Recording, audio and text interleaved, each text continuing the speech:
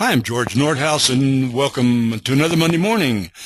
It's the other side of part one. I talked about the two biggest threats to independent agencies, commoditization and relationships. And we talked about commoditization last week, and now we're on relationships. And what in the world am I talking about relationship being a threat? Well, I wrote an article, I don't know, 5 years ago or so for Rough Notes called The Geico Effect, and it was a good thing about it, I guess, because people really recognized it but didn't have a name for it. At any rate, I named it Geico Effect, good, bad, or indifferent.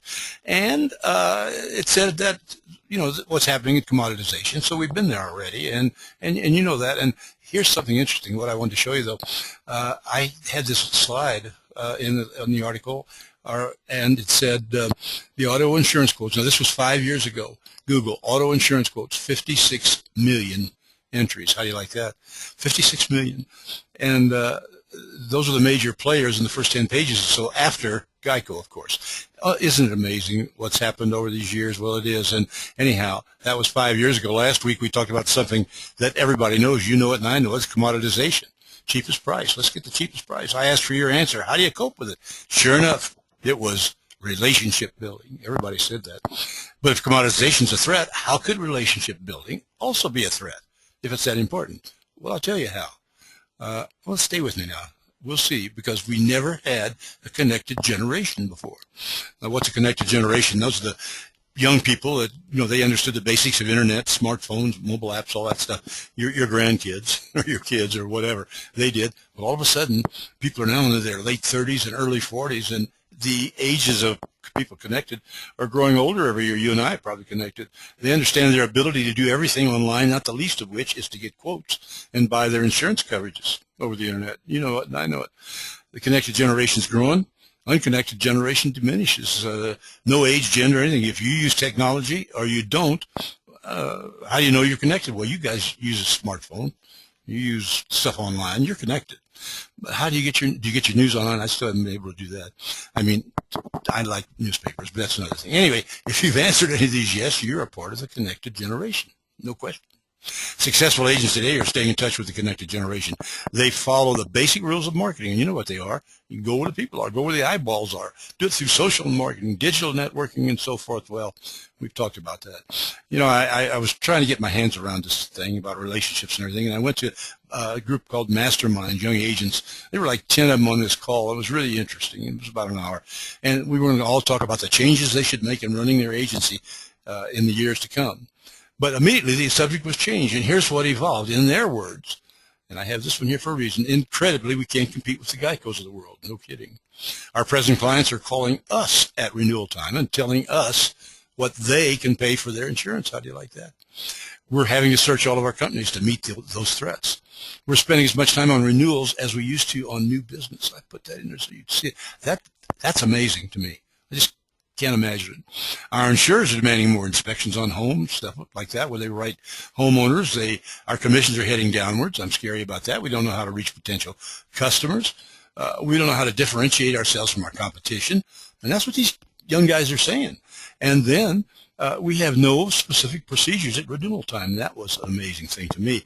And I think one of the most amazing things of all was we don't do annual reviews of each of our personal lines clients. Every single guy on that or gal on that call said that.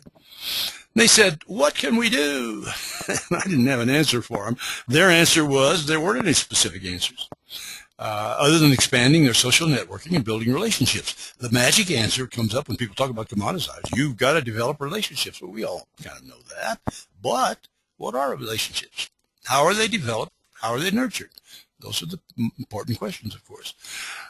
These 5 characteristics got to be present in every agency for long-term success. I looked at that. Scott Addis did this. He's really, really good. He says you got to have servant leadership. Our job as agency leaders is a passion to serve our people in the community and all that. Well, good point. Innovation and ability to differentiate yourself in the marketplace. Another good point. The unique process distinguishes your agency from competitors. Kind of like that last point, but still in all, good point. Confirmed focus on the customer experience with an emphasis on how you stay intimately connected with the client. And boy, those are great words. And this one here really got to me. The ability to get inside the family unit or business to identify prioritize and mitigate risks. And what he's saying, of course, is those are all relationships, and that's what he's saying. But no matter how advanced the technology, agency success is still dependent upon these three key factors, and I think you'll agree. Networking, who you know, who knows you. Reputation, what others know and think about you. Relationships, how well others know you. The most important part of this is relationships, of course. Building relationships is a common sense business building strategy, but it gets lost in the depth of connections between you and your agency and those you encounter, you and other people in your agency, dictate your reputation as well as the extent of your network. And of course, that's all, you know all that kind of stuff. I opened the book, Relationship Aspect Marketing. I found out what happens. Why do people leave? 1% die, 3% move out of the area, 5% get lured away, 9% have a lower price, of course, obviously. 14% leave due to unresolved complaints, and that was a big number to me, but 68% leave because of indifference. Can you believe that?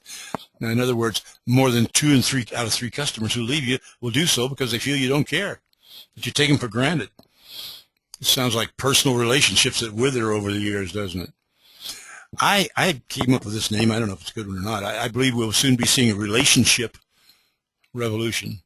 That's a growing movement where independent insurance agencies are just going to rebel against commoditization created by the Geicos and the companies and all this stuff it's doing.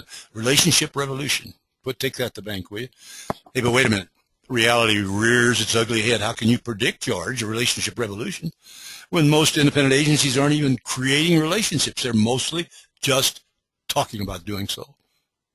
Oh, I know you're insulted. I'm sorry. Think your agency doesn't fit into that mold? Then here are a few questions to ask yourself, your producers, your staff. Hey guys, do we have a program to maintain contact with our customers? Do you expend as much energy in retaining customers as you do seeking new business? Do you and your carrier send renewal invoices automatically? And do you keep on top of the premium increases in those invoices? Do you shop your customers' renewals to make sure they're enjoying the best value for their dollars? If not, you know who's coming in. No doubt about that. Do you provide annual stewardship reports? I'm going to be spending more time on that later on. I'm really into that. I'm learning how that works a lot. Do you make a point to let your customers know how much you really, really appreciate them? Well, the biggest reasons most customers give for leaving is they don't feel appreciated and valued.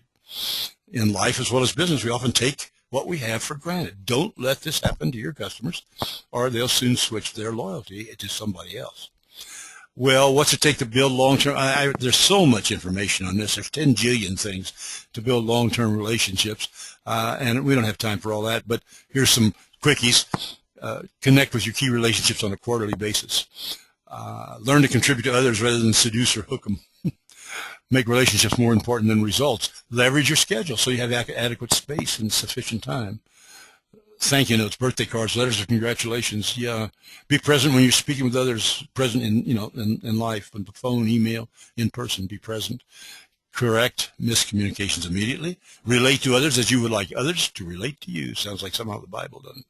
Invest in your personal development to increase your personal capacity to relate. Well, all those are nice things, but this was, of course, a big one. In the end, professional services are all about relationships. You got to stay top of mind. You got to be, of course, honest and sincere and all that good stuff, but you got to stay top of mind, true to heart.